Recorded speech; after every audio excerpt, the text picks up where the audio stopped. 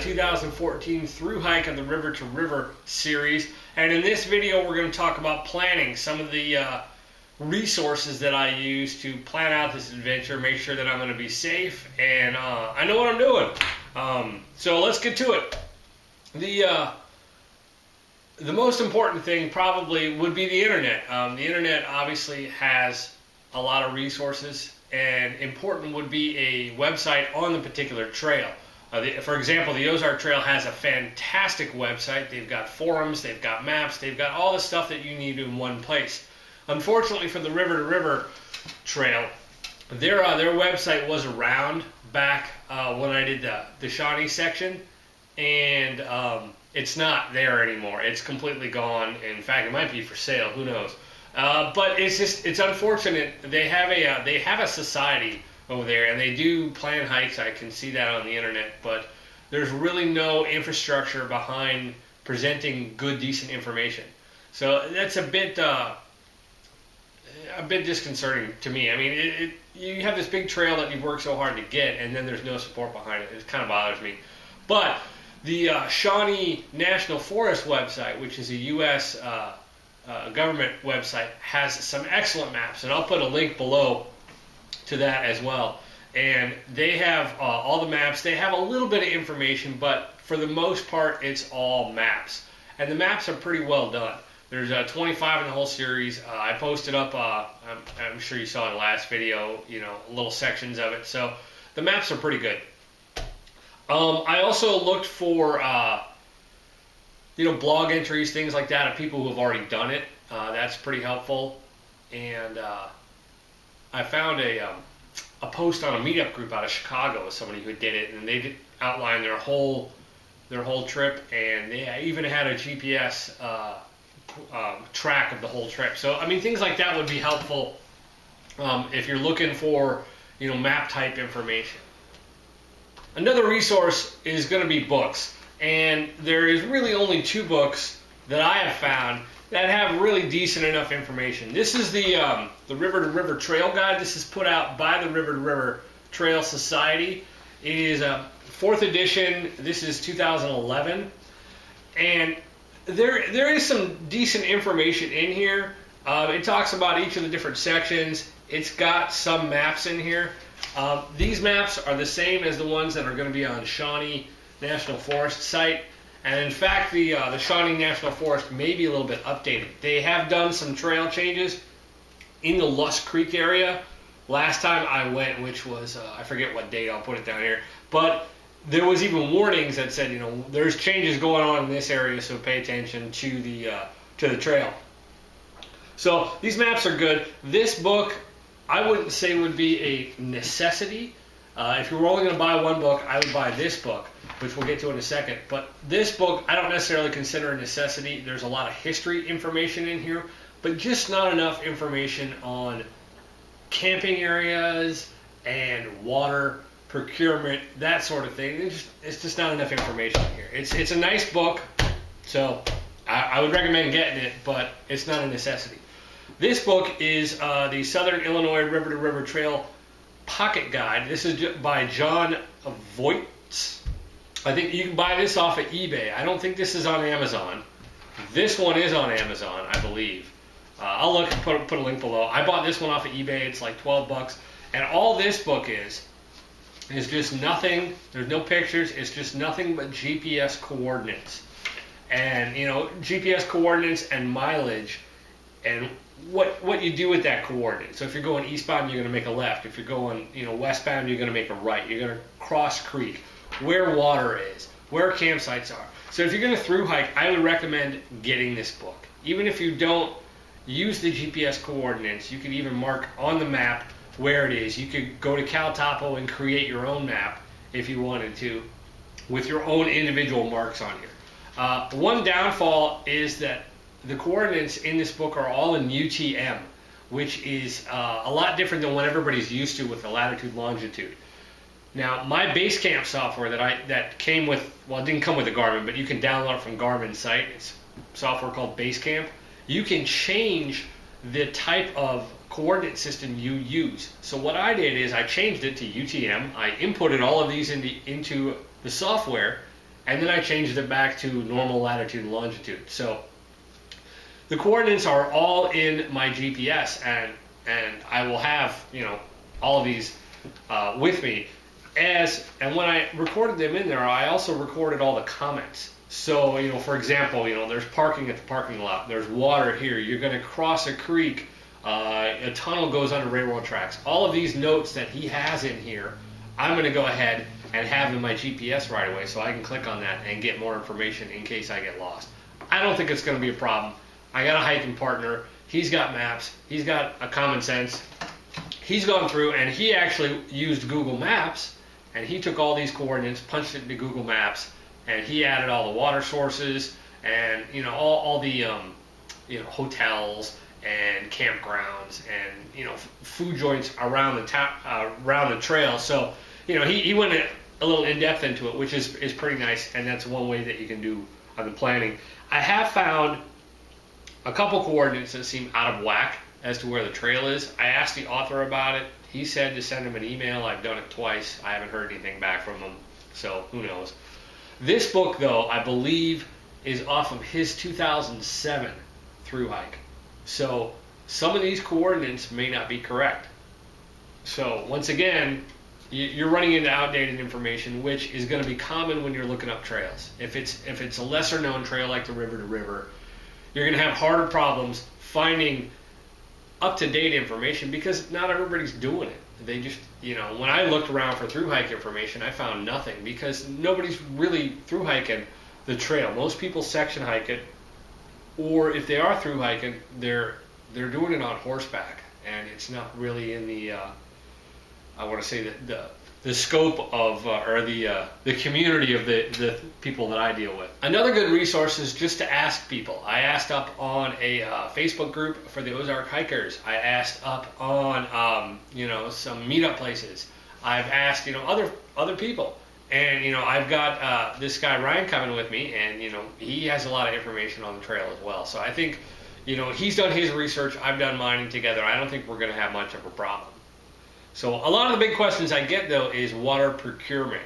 And you don't really know on some of these trails where you're going to find water. Obviously, this book has a lot of entries that say where water is. That's going to be useful. Another thing is having a filter, like the Sawyer Mini Squeeze or a Catadyne Pro Hiker, that if you find water source, you can get water right then and there. You don't have to carry 4 liters from point to point. You can assume that, okay, well, I've got water, 4 or 5 miles ahead. I only need to carry a liter.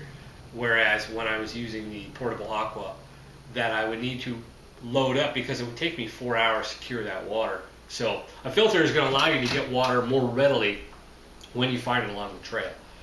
Also, looking at the trail and the topo maps, you can see where persistent creeks are on the topo maps and kind of plan out that there's going to be water here. Usually a creek or river that is on a topo map usually has water most of the time. It's not guaranteed, but unless it's marked as an intermittent creek, you can probably bet that there's probably going to be something there that you could use. So that's one way to look at the water scenario. So other resources on the internet would just be like I mentioned, Google Maps, looking at where the trail is going to go and getting an idea of the terrain to help prepare you for one, am I going to have a lot of hikes going uphill today, or is it going to be relatively flat? If I'm doing 15 miles a day, where am I going to camp at the end of the day? In my 15 miles, am I going to end at a road? That may not be the best place to camp.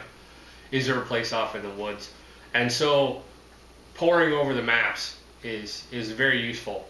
And I'm bringing maps. I printed them out and I'm bringing them with me.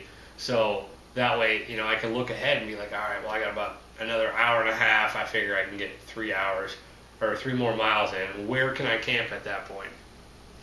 And so that's another good resource to use. And even using Google Earth and looking at pictures, you can get an idea of terrain. You can go through where the trail goes on Google Earth and see what pictures somebody else might have posted up. Give you an idea of, well, they took this picture in June. I'm going in June, and there was water there. So in theory, I could expect to find water at this particular location. Another question I got was, how far it is and what our planned mileage is. According to John Voigt's book, it is 150 miles. According to the River to River Trail Guide, it's 160. I've heard numbers of 170, and I've heard numbers of 180, which I think is a bit high. For the most part, I'm planning on about 160 to 170, and we're going to try to do it in 10 days. That's going to put us at a mileage of at least 17 to 18 miles a day. The first day, though, is going to be driving down there, so we're not going to get that much mileage in. Hopefully we'll get about 10 miles in on the first day, which will mean that we're going to need to be doing at least 18 miles a day in order to get done in the particular time frame that we have. So it's going to be a hard push, but I think we'll do okay. So another great resource before you do a long hike is to just do some sections.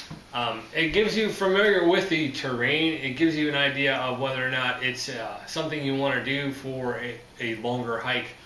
Obviously the terrain in the Appalachian Trail, the Pacific Crest Trail, you get a lot of different environments, a lot of different terrain. So it's kind of hard to prepare for all of that, I guess, at once.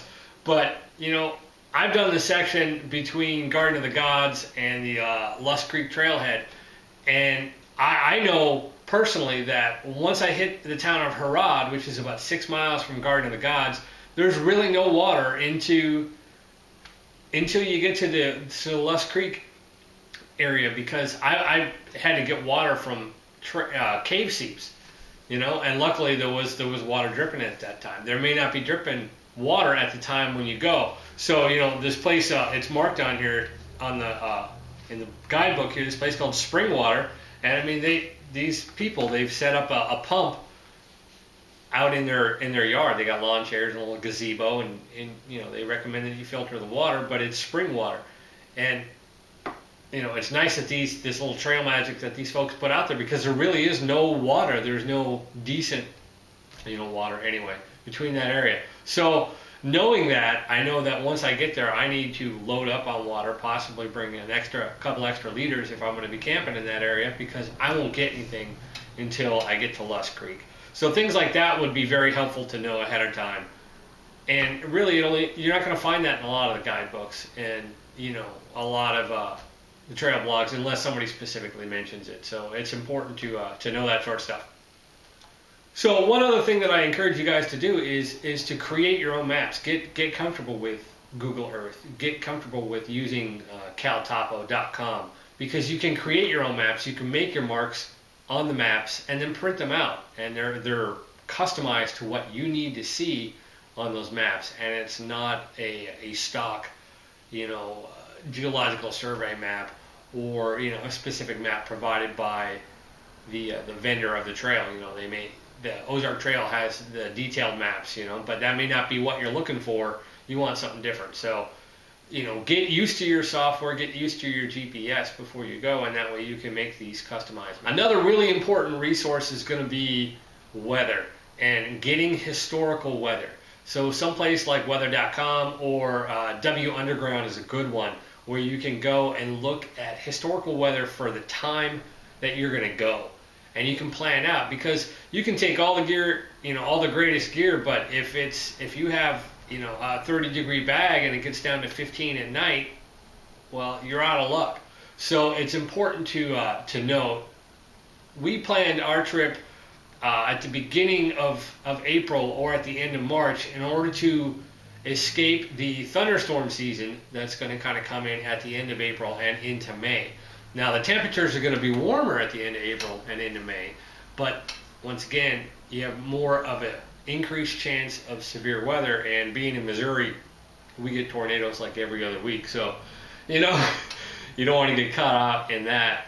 There is some caves in the One Horse Gap area that you could probably take shelter in Lusk Creek, but I don't know about the rest of the trail, and the last thing I want to do is be out there looking for someplace to hide from a tornado. So we opted for cooler temperatures and less severe storms. So knowing things like that, particularly like if you live on the East Coast and you're planning to do a trip to the John Muir Trail or something, you're going to want to know the right time to go. And with the River to River Trail, from my understanding, it's basically early spring and into late fall. You're going to end up with a lot of, I think, a lot of heavy poison ivy and a lot of, you know, ticks and chiggers and that sort of thing, and high heat in the summer. It's going to be a miserable trail. I don't think I would want to do it in the summer, so I opted for early spring as opposed to fall, because I've done some sections in the fall and it was real pretty, but I kind of want to do it. I didn't want to wait all year, so we're going to do it in the spring. So anyway, if you have any further questions, please post them below, or you know, drop me a message on YouTube, and I'll do my best to answer them. I am not the guru of all information, but I like to think that I organize and plan quite a bit. So if you have questions, let me know. And I appreciate you watching, and until the next video, go out and have an adventure of your own.